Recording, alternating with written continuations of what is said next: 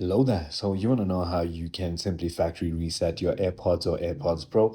Well, this is going to be the only video that you'll ever need to watch on the internet. So with that being said, let's get straight into the video.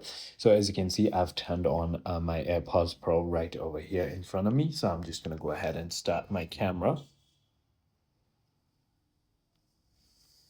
All right, so as you can see, my AirPod Pro is right in front of me. All you need to do in order to go ahead and factory reset is going to be by placing them inside of the case, close the lid for 30 seconds, and then hold the back setup button for 15 seconds until the light flashes amber, and then white. For AirPods 4 or Pro 3, there's going to be no button, so just double tap the case front 3 times until amber or white, and then this process will remove them from your device. So you'll need to reconnect by opening the case near your iPhone and following the on-screen prompt.